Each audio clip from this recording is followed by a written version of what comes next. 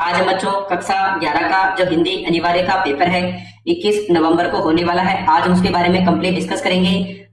साथ ही इसके अंदर जितने भी प्रश्न आपसे पूछे जाएंगे उन सभी का हम डिटेल में आंसर करने का प्रयास करेंगे। चलो स्टार्ट करते हैं आज की वीडियो। तो बच्चों इस पेपर के अंदर टोटल नंबर ऑफ क्वेश्चंस कितने हैं? 13 है। टोटल पेज 4 है। साथ ही बच्चों ये जो पेपर है ये आपका 3 घंटे और 15 मिनट का होने वाला है। साथ ही इसका जो पूर्णांक है वो आपका 70 नंबर का रहने वाला है। साथ ही बच्चों इसका जो पेपर कोड है 1103 आपका रहने वाला है। तो पहला सवाल है बच्चों, यहाँ पर हमें बोला गया है कि जो खंड ए है बहुविकल्पी प्रश्न दिए गए हैं, यानी एमएसएडे वाले प्रश्न है। आपको गद्यांश है या पद्यांश दिया रहेगा, उसको पढ़ना है और उसके बेस पे नीचे दिए गए प्रश्नों के उत्तर देने हैं। तो यहाँ पर बोला है अपठित गद्यांश को ध्यानपूर्वक पढ़कर दिए गए वस्तुनिष्ठ प्रश्नों के उत्तर पुस्तिका में लिखिए। तो बच्चों यहाँ पर आपको 2 पद्यांश दिए गए हैं जिसको आपको पढ़ना है और उसके बेस पे नीचे जो प्रश्न पूछे जाते हैं उनका आंसर करना है। जल को सहेजे जल है जीवन, जल है अमृत बिन जल सूना संसार, बूंद बूंद को सहेज कर रखो, जल है सृष्टि का आधार, वर्षा की बूंदों से सीखे कैसे गिरना है उठना, जल का मूल्य समझे जो माना वही समझे इसे बांटना, जब भी देखो नदी या ताल मानो माँ का है आंचल, इसके बिना यह जग सुना, जीवन केवल एक बंजर पल है। तो बच्चों यहाँ पर एक पद्यांश था। अब इसके अनुसार जो भी प्रश्न पूछे गए उनका हम आंसर पढ़ लेते हैं। प्रस्तुत पद्यांश का उचित शीर्षक क्या है? तो बच्चों इसके अंदर हमें बताना है कि इसका जो उचित शीर्षक है वो क्या है। तो बच्चों यहाँ पर हमें जल के बारे में बताया गया है, तो सही आंसर होगा जल का संरक्षण। जल को किसका आधार माना गया है? तो जल को सृष्टि का आधार माना गया है। अमृत का पर्यायवाची शब्द क्या है? तो बच्चों अमृत का पर्यायवाची शब्द होता है सुधा। कवि ने किसे माँ का आंचल कहा है? तो बच्चों नदी या तालाब, इनको माँ का आंचल कहा है। बंजर का अर्थ है, तो बच्चों यहाँ पर बंजर का अर्थ है उजाड़। क्या हो जाएगा बच्चों यहाँ पर अगर हम बात करें तो जो बंजर है उसका मतलब हो गया आपका यहाँ पर ये जो उजाड़ है वही इसका क्या होगा? सही आंसर होगा। तो ऑप्शन नंबर अगर हम बात करें, देखो उर्वर भी होगा, उपजाऊ भी होगा, उत्पादक भी होगा, तो बच्चों उसर यहाँ पर सही आंसर होगा। अगला जो यहाँ पर हमें क्वेश्चन पूछा गया है जिसके अंदर बच्चों हमें एक यहाँ पर जो दिया गया है वो हमें एक गद्यांश दिया गया है जिसको पढ़ करके हमें नीचे दिए गए प्रश्नों के उत्तर देने हैं। श्रद्धा का व्यापार एक स्थल विस्तृत है, प्रेम का एकांत प्रेम में घनत्व अधिक है, श्रद्धा में विस्तार किसी मनुष्य से प्रेम रखने वाले 2 ही एक मिलेंगे, उस पर श्रद्धा रखने वाले सैकड़ों हजारों लाखों करोड़ों मिल सकते हैं। सच पूछे तो इस श्रद्धा के आश्रय से उन कर्मों के महत्व का भाव दृढ़ होता रहता है जिन्हें धर्म कहते हैं। कर्ता से बढ़कर कर्म का स्मारक दूसरा कोई नहीं है। कर्म की क्षमता प्राप्त करने के लिए बार बार कर्ता की आंख उठती है। कर्मों से कर्ता की स्थिति को जो मनोहरता प्राप्त हो जाती है उस पर मुक्त होकर बहुत से प्राणी उन कर्मों की ओर प्रेरित होते हैं। कर्ता अपने सत्कर्म द्वारा एक विस्तृत क्षेत्र में मनुष्य की सद्वृत्तियों के आकर्षण का एक शक्ति केंद्र हो जाता है, जिससे मनुष्य में किसी ज्योतिषमान शक्ति केंद्र का उदय हो जाता है। तो बच्चों अब इसके बेस पे जो भी क्वेश्चन उनको देख लेते हैं। पहला है श्रद्धा का व्यापार स्थल कैसा होता है, यह आपको बताना है। तो बच्चों वो विस्तृत होता है। कर्म का स्मारक किसे बताया गया है? तो बच्चों जो कर्ता है उसको कर्म का स्मारक बताया गया है। कर्ता को कर्म से क्या प्राप्त होता है? प्रसन्नता। किसमें घनत्व अधिक होता है वो आपको बताना है। तो बच्चों यहाँ पर भक्ति से सबसे ज्यादा घनत्व प्राप्त होता है। कर्ता अपने सत्कर्मों से क्या बन जाता है? तो बच्चों वो शक्ति केंद्र बन जाता है। Option number A. दूसरे सवाल की बात करें यहाँ पर बच्चों, तो यहाँ पर जो दूसरा सवाल है जिसके अंदर हमें खालिस्तान वाले प्रश्न पूछे गए हैं। चलो बच्चों जो अगला सवाल है उसके बारे में हम एक बार डिस्कस कर लेते हैं। जो दूसरा सवाल है जिसके अंदर हमें रिक्त स्थान दिए गए हैं, तो आपको बताना है कि यहाँ पर खालिस्तान दिया गया है, इसमें क्या आएगा? अधिकारी के मुख्यतः कितने भेद होते हैं? तो बच्चों इसके 2 भेद होते हैं। जिन शब्दों का मूल संस्कृत में है बिना रूप परिवर्तित किए हिंदी में प्रयुक्त इन शब्दों को क्या कहा जाता है? तो बच्चों इनको तत्सम शब्द कहा जाता है। तो सही आंसर क्या होगा यहाँ पर? तत्सम। जिसका कोई शत्रु न हो, इस वाक्यांश के लिए एक शब्द क्या होगा वो आपको बताना है कि जिसका कोई शत्रु न हो उसका एक शब्द में आंसर क्या होगा? तो बच्चों उसको कहा जाता है अजात शत्रु। अजात शत्रु। अगला है जिसका वाक्य में केवल एक उद्देश्य और एक ही देह है उसे क्या कहा जाता है? तो बच्चों यहाँ पर आपको बताना है कि जिसका केवल एक ही उद्देश्य और एक ही देह हो उसे क्या कहा जाता है? उसे सरल वाक्य कहा जाता है। क्या हो जाएगा बच्चों? यहाँ पर आंसर होगा आपका सरल वाक्य। तो यहाँ पर हो जाएगा बच्चों हमारा सरल वाक्य कहते हैं। तो यहाँ पर आंसर होगा सरल वाक्य। अगली बात करें, अनिल धीरे धीरे चल रहा है। रेखांकित शब्दों में अवयव किस प्रकार का है वो आपको बताना है। तो वाक्यांश के लिए आपको बताना है कि यहाँ पर क्या होने वाला है। रेखांकित शब्द में अवयव निहित होगा। अनिल धीरे धीरे चल रहा है, तो बच्चों धीरे धीरे चलना यहाँ पर क्या हो जाएगा? बच्चों यहाँ पर कुछ आंसर है वो आपको थोड़े से चेंज करने हैं। एक बार हम वापस पढ़ लेते हैं कि क्या क्या इनमें चेंजेस होने वाले हैं। सबसे पहले अगर हम बात करें तो अधिकारी शब्द के कितने भेद होते हैं? बच्चों यहाँ पर 4 भेद होते हैं। दूसरे का आंसर हो जाएगा हमारा तत्सम शब्द कहते हैं। तीसरे के अगर हम आंसर की बात करें बच्चों तो उसको अजात शत्रु कहा जाता है, शत्रु। चौथे की बात करें केवल एक उद्देश्य एक ही देह हो उसको क्या कहा जाता है वो आपको बताना है। तो वो था हमारा सरल वाक्य कहते हैं। 5वां है अनिल धीरे धीरे चल रहा है। रेखांकित शब्द में अवयव निहित है, किस प्रकार का अवयव है वो आपको बताना है कि क्रिया विशेषण। यहाँ पर क्या हो जाएगा आपका? क्रिया विशेषण। अगला है ऐसे शब्द जो समान अर्थ वाले प्रतीक हो किंतु अर्थ स्तर पर सूक्ष्म अंतर हो उनको क्या कहा जाता है वो आपको बताना है। तो बच्चों यहाँ पर होगा समानार्थी शब्द, या हम उनको पर्यायवाची शब्द भी कहते हैं। अगली बात करें क्वेश्चन नंबर 3 की, तो यहाँ पर हमें बोला गया है कि निम्नलिखित अति लघुतरात्मक प्रश्नों के उत्तर एक पंक्ति में दीजिए। लता की लोकप्रियता का मुख्य मर्म क्या है? तो बच्चों यहाँ पर होगा कि लता की स्नेहपूर्ण मिलनसार और सहानुभूति स्वभाव। आओ हथियार पथ की आओ आधारी पाठ की साहित्य विद्या क्या है? तो बच्चों यहाँ पर होगा हमारा कविता। संसार की परिभाषा क्या है? जीवों और वस्तुओं और प्राकृतिक क्रियाओं का समूह संसार कहलाता है। पीड़ित को यहाँ पर बोला गया है कि बच्चों अगला क्या है आपका पूर्णिमा का चांद यानी फिटबे किसे कहते हैं ये भी आपको बताना था। अगला है पूर्णमासी का चांद किसे कहा गया है? तो बच्चों जो शीतल पूर्ण और चमकीला चंद्रमा है उसको पूर्णमासी का चांद कहा गया है। कबीर के अनुसार जिसे देखकर लोग माया में मोहित हो जाते हैं वो क्या है वो आपको बताना है, क्योंकि माया आकर्षक होती है और मन को बांध लेती है, इसलिए तेजस्वी की प्रतिभा प्रभावित होती है। मियां नसीरुद्दीन पाठ के अनुसार तालीम क्या है? तालाब जीवन स्रोत या जलसे का साधन माना गया है। ईश्वर नामक तीसरी शक्ति किन दोषों के मध्य प्राप्त होती है? तो बच्चों यहाँ पर होगा कि क्वेश्चन नंबर 9 की बात करें कि शिव शंभु के चिटके नामक कहानी के रचनाकार कौन है? हरिशंकर परसाई। हिंदी में सोनेट छंद को स्थापित करने की छवि कौन सी है? तो बच्चों यहाँ पर आपको बतानी थी।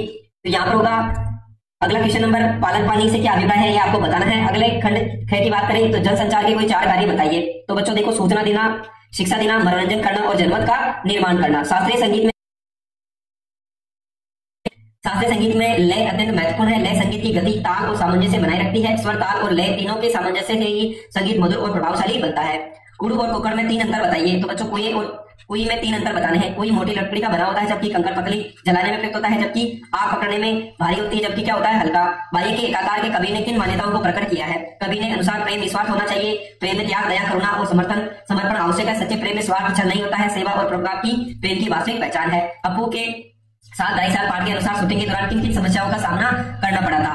तो छुट्टियों में अधिक भीड़, साधनों की कमी, असुविधाएं रहने, भोजन की व्यवस्था में कठिनाई जैसी समस्याएं आई। यात्रा के दौरान थकान, प्रतिज्ञा और सहज परिस्थितियों का भी सामना करना पड़ा था। शिक्षा के क्षेत्र में खुली दुकानदारी को बंद होनी चाहिए। पंक्ति का भाग बताइए।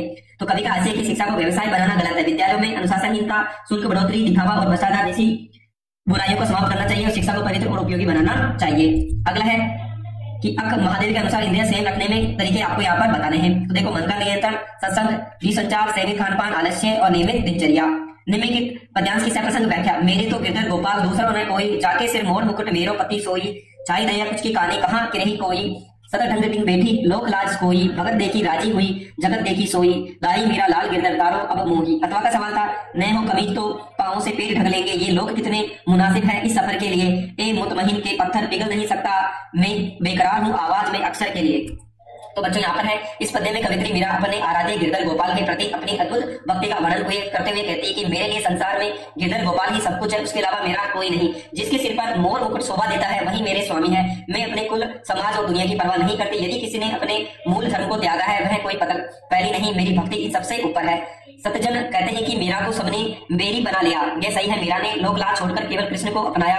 भक्तों को देखकर वह प्रसन्न होती है, वह संसार का व्यवहार देखकर रो पड़ती है। अंत में मीरा कहते हैं गिरधर अब मैं पूरी तरह अपना दासी हूँ, आप ही मेरे स्वामी हो, मेरे जीवन का एकमात्र सहारा हो। अथवा का सवाल था जिसके अंदर भी हमें एक पद्यांश दिया था। इस पद्यांश में कवि ने गरीब, सच्चे और संघर्षशील लोगों की भावनाओं का चित्रण किया है। कवि कहता है कि यदि उनके पास कमीज नहीं है तो वे पेबंद टुकड़ों से अपना पेट ढक लेंगे। इससे पता चलता है कि लोग अत्यंत साधारण साधनों में भी अपनी यात्रा जारी रखने का संकल्प रखते हैं। ये लोग अपनी गरीबी के बावजूद बहुत उत्सुक और मुस्ताक है, कठिनाइयों के बावजूद जीवन की यात्रा में आगे बढ़ने के लिए तैयार है। आगे कवि कहते हैं कि लोग दिल से साफ और सच्चे हैं, इनकी निष्ठा इतनी मजबूत और पत्थर की तरह इरादों को नहीं रोक सकती, यानी संकट, कठिनाई या कठोर परिस्थितियों में उन्हें डिगा नहीं जा सकता। अंत में कवि कहता है मैं बेचैन हूँ कि मेरी आवाज में इतना असर हो जाए कि इन सच्चे संघर्षरत लोगों की मदद कर सकूं या उनके जीवन में बदलाव ला सकूं। अगला था जिसके अंदर आपको गद्यांश दिया गया है जिसकी आपको सप्रसंग व्याख्या करनी है। जिस प्रकार आपका बहुत ऊंचे चढ़कर गिरना यहाँ के निवासियों को दुखिल कर रहा है, गिरकर पड़ा रहना जिससे अधिक दुखिल होता है, उसका पद छूट गया था, आपका पीछा नहीं छूटा। एक अधना क्लर्क जिस नौकरी छोड़ने के लिए 1 महीने का नोटिस मिल जाता है, नोटिस की अवधि को बड़ी गणना से काटता है। इसकी समस्या पद पर रहना कहा पसंद है, आप ही जानते होंगे। अथवा का है वर्षा के दिनों में नदी पार करने की कठिनाई को देखते हुए बंसीधर ने नदी पार के गांव में एक यमजान के घर पर मोहन का डेरा तय कर दिया। घर के अन्य लोगों की तरह मोहन खा पीकर स्कूल जाता है, छुट्टियों में नदी उतार कर होने पर गांव लौट आता है।